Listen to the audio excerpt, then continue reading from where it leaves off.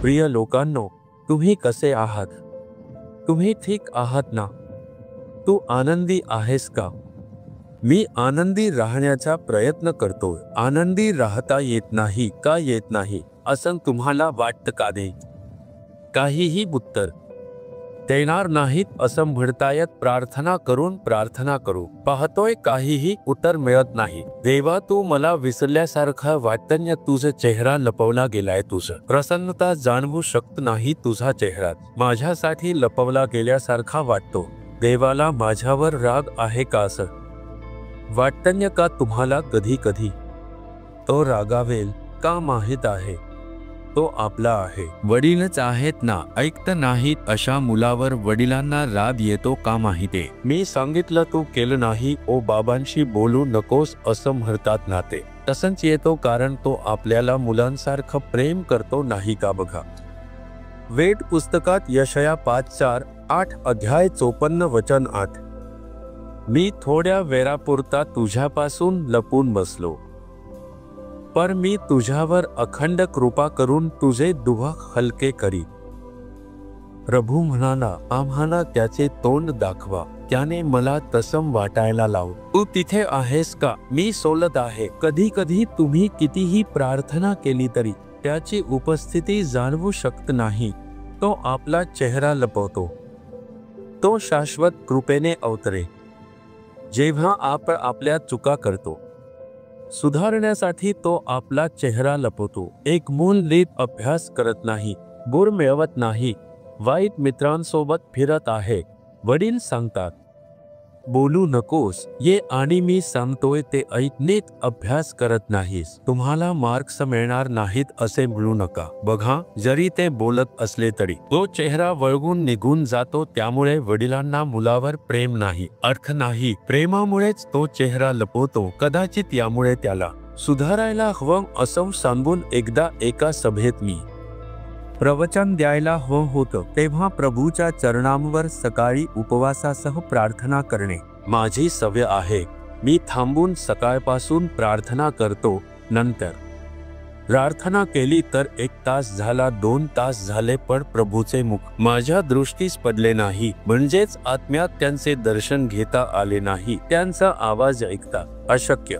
आज मी कोणती बातमी देऊ? सभे काय बोलावे? प्रभूचे मुख माझ्यासाठी तसेच लपलेले होते. यांच्या प्रसन्नतेचा अनुभव घेता आला नाही. मग मी प्रभूची स्तुती करून गाणी गाऊ पाहतो, प्रार्थना करून पाहतो, गुडघ्यावर उभा राहतो. 2 तास झाले, त्यांचे मुख माझ्यासाठी लपलेलेच राहिले.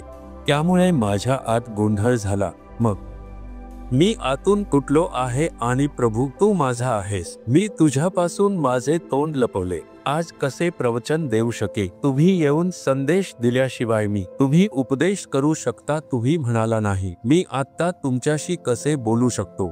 आनंद मी अनुभवू शकत नाही. प्रभू, जर काही चूक असेल तर मला सांगा, मी ते सुधारतो असे प्रार्थना करताच त्यांनी सांगितले, मुला, तुझ्या अंतःकरणाच्या गाभ्यात एक कडवटपणा आहे बघ असे त्यांनी सांगितले. अंतःकरणाच्या गाभ्यात कडवटपणा एका व्यक्तीबद्दल आहे. हा कडवटपणा अंतःकरणात ठेवून प्रार्थना केली तर मी तुला कसा दर्शन देऊन बोलून उत्तर देऊ शकतो? तुझा पाप तो कडवटपणा आहे जो अंतःकरणात आला आहे. ए, माझा चेहरा लपवते, त्यामुळे मी माझा चेहरा लपवला. जा, मग मी काय करावे प्रभू? तो कडवटपणा बाहेर यायला हवा. जाऊन संबंधित व्यक्तीकडे माफी मागून परते. तुझ्या दुःख आणि वेदना कडवटपणा धरून ठेवला तर मी तुझ्याशी कसे बोलू आणि तुला कसे वापरू शकतो? मग ठीक आहे प्रभू, तू नम्र हो. मी जाऊन माफी मागतो. माफी मागून परती येताच प्रभू बोलायला लागले, आज ही बातमी सांग. आणखी कोणत्या प्रकारचे लोक येतील ते तुमच्यासाठी असे प्रार्थना कर. मी येऊन चमत्कार करीन, आनंदाने सांगून गेले तसेच. मग काय झाले?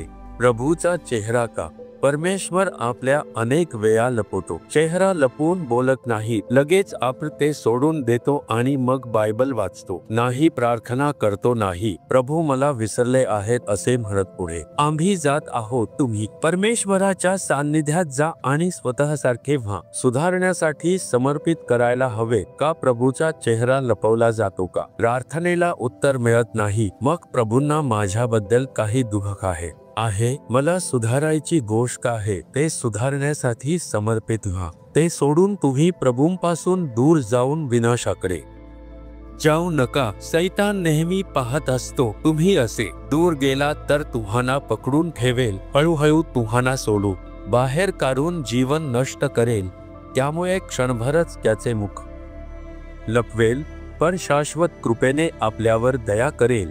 त्यामुळे आपल्याजवळ बोलू शकत नाहीत, ते आपल्याला जागृत करून सुधारून आपल्याशी बोलूच इच्छितात. आपल्या पापामुळे त्यांचे मुख लपवले जाते आणि बोलताही येत नाही. दुःखी होतात. माहित आहे का कधी मन परत येईल, कधी परती येण्याची ते वाट पाहती.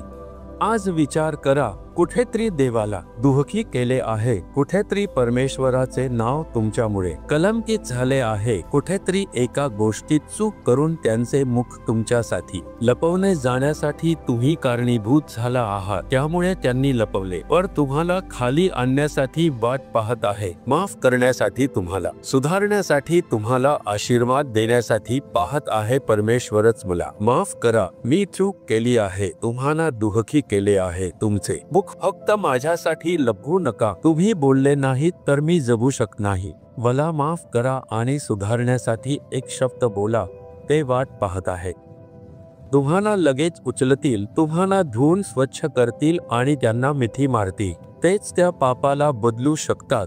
ते बदलून सुधारतील आणि आपल्याला स्वीकारतील. अनंत कृपेप्रमाणे तुझ्याकडे येईन असे प्रभू म्हणाले. मला माफ करा, माझ्या चुका आणि त्रुटी माफ करा.